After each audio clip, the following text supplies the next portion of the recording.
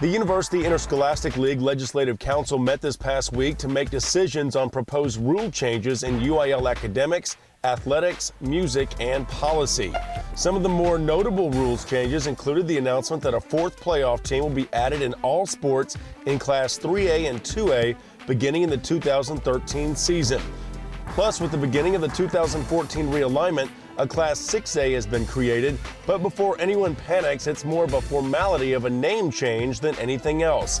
We already had 6 conferences in football with 11-man and 6-man football at Conference A.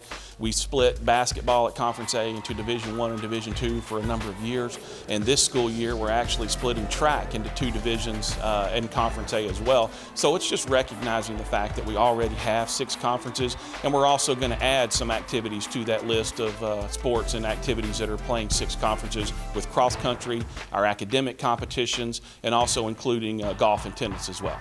Perhaps Class 3A will go through the most changes. Not only are they adding soccer, but when 3A becomes the new 4A, the superintendents will have an opportunity to vote in 2 divisions in football for the regular season, just like in the lower classifications, which has its ups and downs.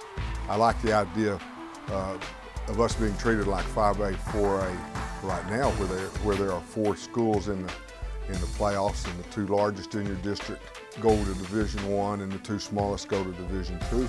People I've talked to in 2A and in 1A with this current division, you know, the travel is horrendous. In a time when people are cognizant about the money, about fuel cost and things like that, apparently somebody somewhere in Austin didn't think about that, or they really don't care.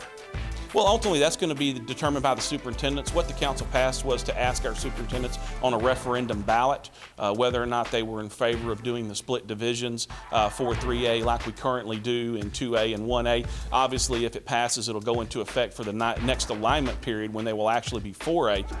Another new rule the UIL implemented was dropping the 48-hour mandatory rule for sellouts. No longer do teams have to worry about whether or not the stadium is completely packed. That means schools like Pearland Dawson that often make the postseason are going to get on television more often. Some people might not know who Pearland Dawson is, you know, and then when they get a chance to see us on TV, they say, okay, this is the team we were reading about, or they get to see us live. The rights for playoff games will be handled through UIL and whoever they grant the contract to. It won't be something done by the local schools or local broadcasters. Certainly local schools will have to give permission in the process for their games to be televised. Part of it is mutual agreement, but the key factor is those rights are held by UIL and will be granted to a particular broadcaster who then will work out the process how other people could get involved. Jeff Power, High School Spotlight.